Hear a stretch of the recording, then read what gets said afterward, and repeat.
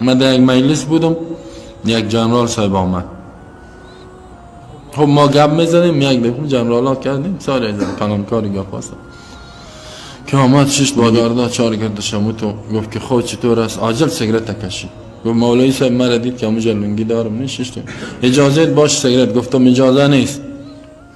گفت که چی اجازه نیست؟ گفتم نه اجازه نیست. گفتم حرام است، حرام، دخانیات، دود.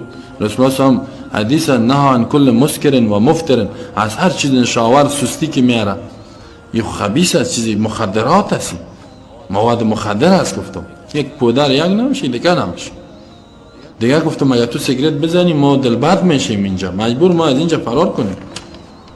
یکی حرام است، ما اجازه داده نمیتونم حرام بگم حلال. دیگه اگه سیگرت بزنی مجبور ما از اینجا برایم، دلبرد میشیم، ما گنگس میشیم، سر ما خراب میشه. یک دانه سیگرت در دستش همین تو ماندم، مجلس سعی میکنم من گپای ما ادامه دادم. پس ماندش دارم خیس چت خیس قار تیستی. صاحب خانه آمد چه جنرال صاحب؟ گفتم میگه والا اینجا پرسان کرد که گوشت مرغ است، گوشت گوسفند نیست، قار کرده بدا است پشتش نه کتی بادیگاردا پیشی است پشت. ای که والا یک میمان قوی داشتم و قار کرده بدا. من گفتم برو دیگه یعنی سعی کنین اونجا. اگه من میگفتم دیگه مولویا باش چی میگه؟ جنرال صاحب سیگرت نوش جانه سرش تا نه وشکده باشی.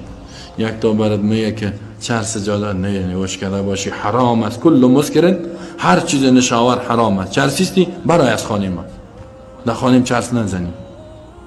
حتی یکم تا نسوار نه توفدانی در خانه خود میمان، نامزور گلدانی مانده، او مرداردانی است نه گلدانی. میگه گلدانی را بیار نه نمی بسیار خوب است که توفدانی، مفدانی، گلدانی، مرداردانی را در خانه نما.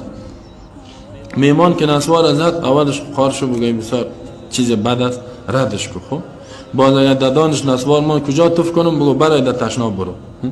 از اموجا تا اموجا باید به تکلیف شود. خب تا تشناب که برم دان در مرداردانی خود در مرداری پرتم یه ذره مرداری هم بوی کنم، بعد از او باز میفهمه که اوه چطور است. متوجه شدین؟ پس ما و شما مردم چی کنیم؟ حتی نسواردانی را اجازه ندیم. من يدري ما حل بعمري حين مضوا، من يدري وأبوح بدمعي وبروحي.